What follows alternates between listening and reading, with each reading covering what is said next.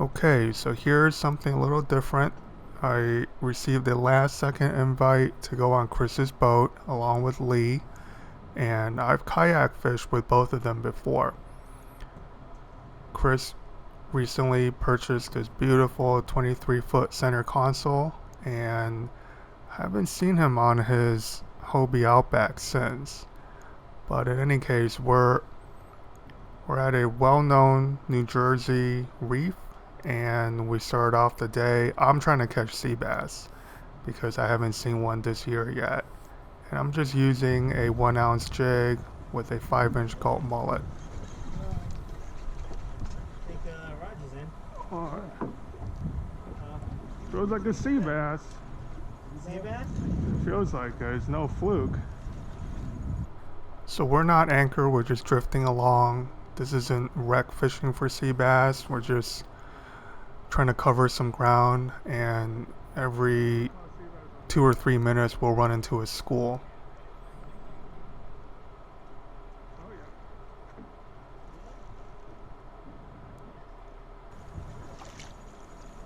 There you go, that's a keeper. That's a jig sea bass. Jig. Are chicken gulp? Yeah. That's a keeper. So the limit is 2 per person, I think at 12.5 inches. Not really sure, but we're not keeping anything that we have to measure.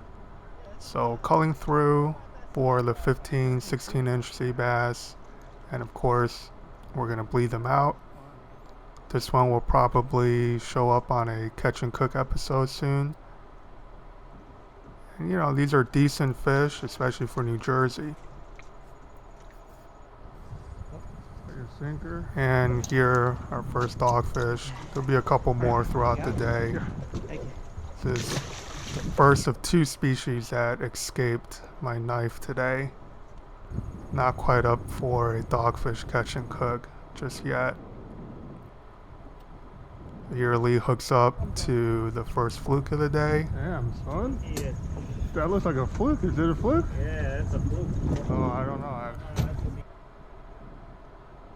And this ends up being a short. Alright, so then I switch over to this little blade bait. I think it's made by Ima. My cousin got this for me in Japan when he was there a couple years ago.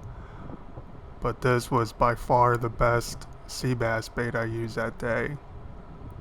We're fishing about 70 feet, and that bait weighs about 5/8 of an ounce, but very little current, so it's getting down there. Okay, You got that. Oh, there you go. the blade bait. And that's right here. I don't know. It was alright. Whoa, big sea bass. Oh, you dropped it. I thought you dropped it. No.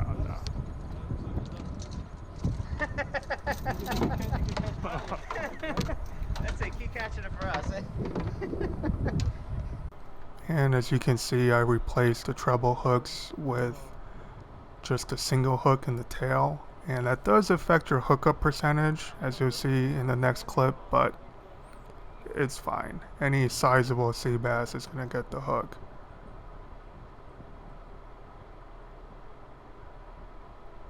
Here I'm just kind of pitching it upstream, and then we go over a massive school of sea bass. And I saw them on the finder after I catch this fish, but the little ones just keep hitting it, and then I keep bringing the jig higher and higher up in the water column. And yeah, some of the biggest sea bass in the school are suspended like 25-30 feet off the bottom.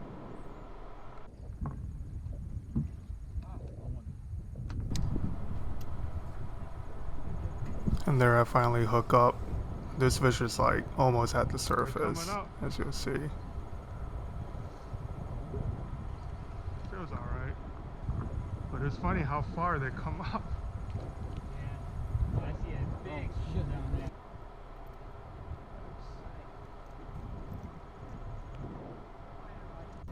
Alright, so that's the last sea bass I'll show you, even though we caught many more. After this, Chris hooks into his first keeper fluke, and it's a nice one, but they're gonna get nicer and nicer.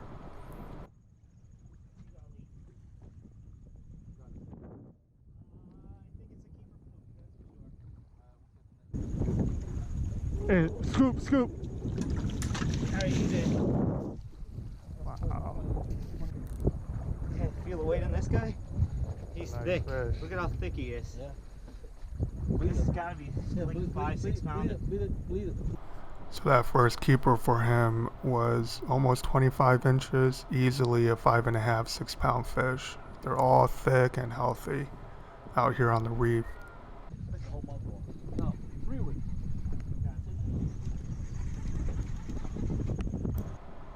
So I started using gulp and trying to jig up some fluke myself, but man, all I'm catching are shorts. And the finesse, I'm using 3/4 and 1 ounce jig heads with the same 6-inch grub, and I'm catching just tiny fish compared to what Chris is pulling. And this isn't the first time I've experienced this out in the ocean. Years past, I fished with my friends' boats and we fished tournaments, and I would do okay, but I will routinely be outfished in terms of size out in the ocean reefs. And you know, guys pounding bottom with 4, 5, even 6 ounce jigs just seem to get the bigger bites. 17, yeah. You want it, you have it. Well, let me think about it, because I gotta cut the wings off and everything. Shouldn't be that big. You got it? Yeah. Here I'm just agonizing over whether or not to keep this skate. I've been wanting to do a skate catch and cook for a while, but it was just too much work. You have to cut the wings off, and I don't want to make a mess of Chris's boat, so that will come, just not this week. Alright, so after this, there was a lull for a few minutes, and Chris hooks up into a beast. I see a shake. It's good? Come off you. This one's gonna be nettable for sure. Lee, hold my rod for a second. God. Let's get some head shakes.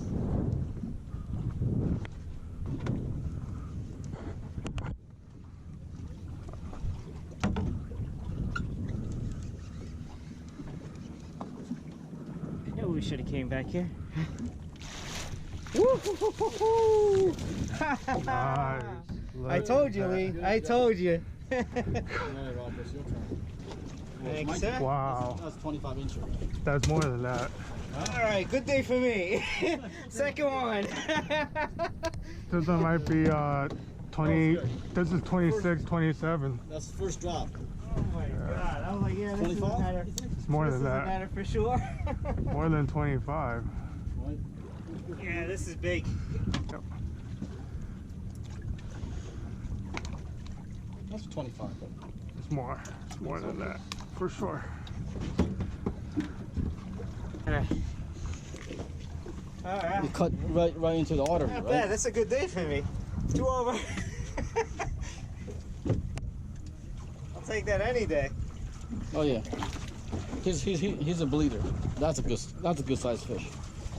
So that fish measured a little over 27 inches. Again, extremely thick and healthy. And yeah, on the very next drift, Chris does it again. Yeah. All right, get that net ready. It's good? Yep. There we go. Yeah. Oh boy.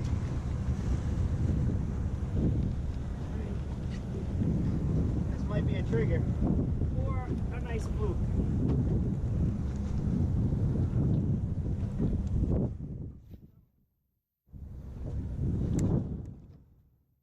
Yeah, we got all the- That's it. I'm limited out. That was textbook. I saw the whole thing. Did you was on the tape? Oh yeah. Gee whiz. Oh, man. The only thing is, the bigger the fish, the harder it is to fillet. You think? So this one was 26 and a half, and it might have been even thicker than the last one. So this is a legit 3 fish limit over 20 pounds. And you know, you win tournaments with those numbers in Jersey. There's a celebratory iced tea, well deserved. And later on, I switched to this 8-inch blade bait just to see if I can catch a keeper fluke on it, but it's pretty surprising what I did end up catching on this thing.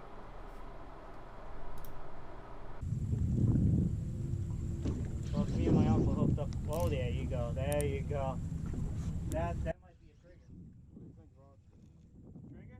No, this might be a bluefish. Oh, you think? It was on the way down? No, but getting no hitch. Let me know when he's close. I'm coming right over. I don't know what this is though, Chris. Got it? You want me to get it? Alright. I got your lure. Get it.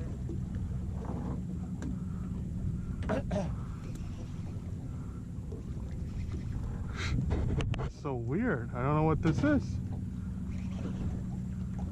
It's fighting good. Oh, it's a though. trigger. Wow. I thought so. Trigger on a freaking. You have to. Yeah. It's a... You have, Holy Nice. moly. nice. Dude, he got the hook too. This is crazy. I told you. They go after this? Absolutely. Nice fish. Wow. Now you have to do a video on that. I guess I have to, yeah. Trigger fish. Did you cut it? I cut it. I don't know if he's gonna bleed. Trigger fish don't bleed. So yeah, that was my first trigger fish ever, and I caught it on a blade bait, which is pretty weird, but here it happens again, and they're getting the hook. They're not just, like, I'm not snagging them, so that was pretty interesting. Definitely a catch and cook coming up.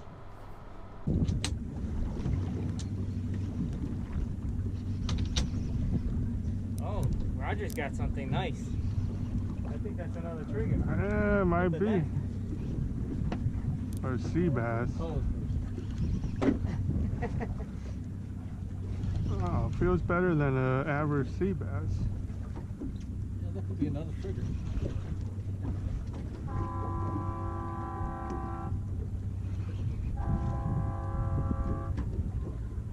This is amazing. Is that Fluke? No. There's Another another trigger. one with it. Yeah, I saw that. Something else following it. What is it? 2 triggers. I got them both. Oh, nice. Got them both. There you go. One is on, one is on. That's what I was hoping for before. That's how stupid they are, huh? Yeah, Wow. I told you. That's what I was hoping you'd do before. And it's the same thing. He got the belly hook.